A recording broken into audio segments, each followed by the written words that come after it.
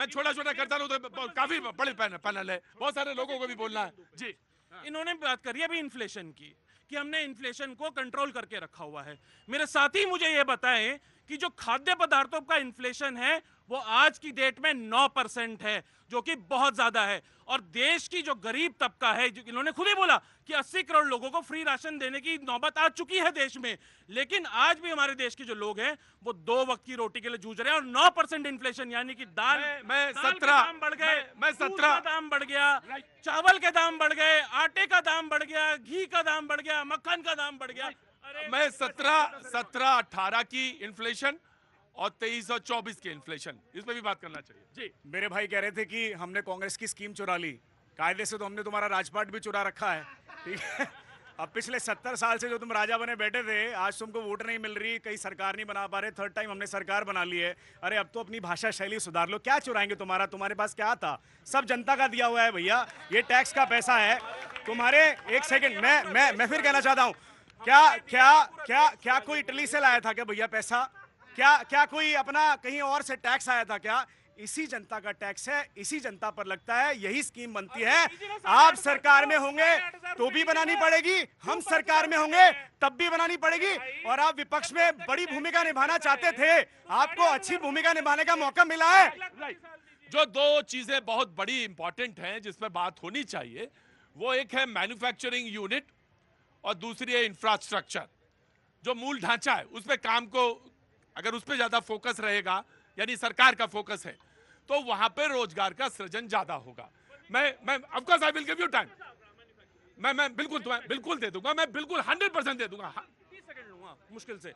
Manufacturing में सरकार ने वादा किया था, आदरणीय मोदी जी ने वादा किया था कि हम मैन्युफैक्चरिंग को 25% पर लेकर जाएंगे, जो कि आज की डेट में सारी योजनाएं आने के बाद, make in India, skill India, XYZ India, उन सबको लाने के बाद इन्होंने मैन्युफैक्चरिंग का जो रेट है उसको लाके 14% पे खड़ा कर दिया। ये आज की वास्तविकता है मोदी सरकार की। ये वही लोग हैं जो मेक इन इंडिया का मजाक उड़ाया करते थे पार्लियामेंट में, और आज 4% से उठा करके हम 14 ले आए ना, तो उसमें भी इनको गुलगुले पता नहीं क्या दिक्कत आ रही है। मतलब अब 14, हमने बड़ा प्लान किया, हमने 25% का प्लान किया, हम 14 ला पाए, ये 4% पे थे।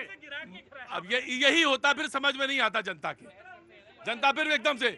अब हुआ क्या, मैं आ रहा हूं बेटा, कि स्टार्टअप जो हैं, स्टार्टअप जब शुरू किए गए तो उसमें एक 2012 या 13 का एंजल टैक्स है, मुझे ठीक से नहीं ध्यान रहा 12 में लगा या 13 में लगा, एक टैक्स लगा एंजल टैक्स।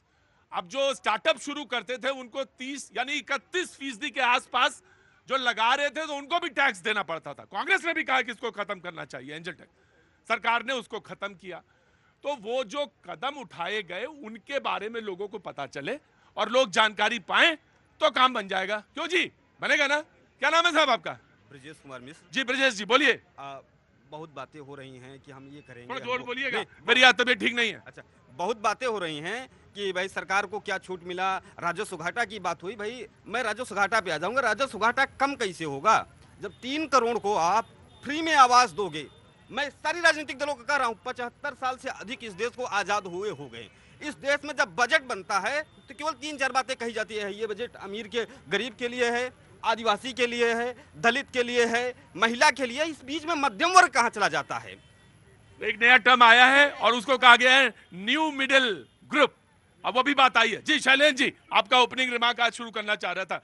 इकोनॉमिस्ट हैं, खास तौर से रोजगार सृजन के क्षेत्र में जो रोजगार सृजन हो। मैं आ रहा हूं बेटा, 2 मिनट बस, मुझे, मैं बहुत जल्दी में हूं क्या? अगर जल्दी में हो तो काम निपटा के आओ, और लेकिन अगर थोड़ा सा रुक सकते हो तो रुकना चाहिए जी। शैलेंद्र जी, ये ओपनिंग रिमार्क खासतौर से रोजगार को लेकर। मैं आता हूं आपके पास भी। प्रतीक जी, पहले तो देरी के लिए माफी चाहूंगा। कोई बात नहीं, अरे कोई बात नहीं, आप समय पे आ गए जी, तो देखिए क्या है कि अगर मैं इस बजट को उसमें एक्सप्लेन करना चाहूँ तो एक इंक्लूसिव अप्रोच है।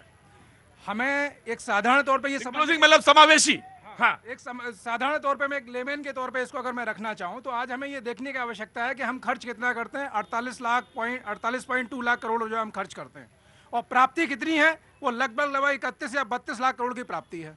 तो आप 1617 लाख करोड़ के जो है लगातार उसमें चल रहे हैं, और on the other hand infrastructure पे इतना काम हो रहा है, मतलब इतनी बड़ी बड़ी जो सड़कें बन रही हैं, बुनियादी ढांचा जी, वो इसलिए जरूरी हो जाता है, ये हंसने वाली बात है, वो इसलिए जरूरी हो जाता है क्योंकि जितनी भी बड़ी अर्थव्यवस्थाएं हैं वो एकदम रातों रात नहीं बड़ी बड़ी अर्थव्यवस्था बन गई। उन्होंने पहले इंफ्रास्ट्रक्चर पे काम किया है, जिसकी वजह से एम्प्लॉयमेंट जनरेट हुआ है और जिसकी वजह से जो है मतलब उनको जो है डेवलपमेंट में एक हेल्प मिली है। तो अगर इस गैप को भरना, ये कहना बड़ा आसान है कि 8,500 दे देंगे, 12,500 दे देंगे। अरे देंगे कहां से, प्राप्ति कहां से होगी आपको? जो है आप कुछ भी हाइपोथेटिकल फिगर दीजिए, ये दे वो दे, कोई भी पार्टी दीजिए, भाई कम से कम आपको रियलिस्टिक होना पड़ेगा। वो कहते हैं ना कि आमदनी अठन्नी और खर्चा, हाँ तो खर्चा जब अब आ गया। बेटा तुम्हारे पास क्या नाम है तुम्हारा? सर निकित अरोड़ा हूँ, मैं लक्ष्मीनगर से आया हूँ दिल्ली से। अच्छा, क्या काम करते हो बेटा? सर हमारा गाड़ियों का काम है, गाड़ियों का? हाँ जी, टूर एंड ट्रेवल का? हाँ जी, हाँ जी। कहाँ कहाँ गाड़ियाँ भेजते हो? सर ऑल ऑफ इंडिया में होती है। ऑल ओवर इंडिया जाती है। हाँ, तो मैं कैसा? ये बात कहना चाहता हूँ कि चुनाव से पहले तो बहुत वादे किए जाते हैं, वो चुनाव के बाद वो वादे कहाँ जाते हैं? अच्छा, हाँ। तो चुनाव से पहले के वादे और चुनाव के बाद के वादे, चुनाव के बाद में जो होता है वो कहाँ पे धरातल में? मैं आपको बताऊं, मैंने पूरा तो बजट अभी नहीं खोल पाया हूं, लेकिन कैंसर की 3 दवाइयां ऐसी हैं जिन पे सरकार ने उनको सस्ता किया है। और आप मसल स्ट्रॉफी पे बात करने आई हैं और अपने बेटे के लिए आई हैं और पैसा कलेक्ट करना चाहती हैं 17.5 करोड़ रुपए, जिसके लिए आप लगातार हस्बैंड वाइफ, 2 साल का बेटा है इनका, और ये परसों आए थे। तो सरकार ने, मैंने तो कैंसर वाला तो देखा है, 3 दवाइयां उन्होंने सस्ती की हैं। मैं इस पर भी बात करूंगा। जी हाँ जी, बोलिए, आप बोलिए। अब सर सरकार किसी की भी हो, मैं बात करूंगा आम जनता की। हाँ। ये नेता अपना हल्फनामा जब लगाते हैं इलेक्शन से पहले, चाहे बीजेपी का हो, चाहे कांग्रेस का हो, चाहे झाड़ू का हो। पॉलिटिक्स से समझ में तुम बाज नहीं आओ। नहीं सर, 1 मिनट बोलना चाहूंगा। अगर बात गलत लगे तो बात गलत हो ही नहीं सकती, तुम हिंदुस्तान में पैदा हो। कोई 5 करोड़ रुपए सालाना अपनी इनकम दिखाता है, कोई 10 करोड़ दिखाता है, कोई 5 लाख दिखाता है। हाँ। इनकम तो सब अपनी जेन्युइन दिखाते हैं, मगर ये जब इतना मोटा खर्चा करते तो वो पैसा नेताओं के पास कहां से आता है? सर एक मिनट लास्ट लाइन। अब हम तो पूरी खांचा खींचा मैंने इकोनॉमिक्स का, और मैंने कोशिश करी कि मैं बातचीत का सिलसिला भी जोड़ूंगा अगर मेरे पास आवाज आ जाएगी तो। जी पूरे कंप्लीट कर लीजिए। जी प्रतीक जी, जो कि एम्प्लॉयमेंट को लेके आपने इनिशिएट किया, तो है क्या एम्प्लॉयमेंट देने वाला कौन है? आखिर एंटरप्रेन्योर्स हैं, चाहे वो जो है मिडिल क्लास के हों या मतलब टॉप बड़ी कंपनी हो, जो फर्स्ट 500 कंपनी की बात की गई थी।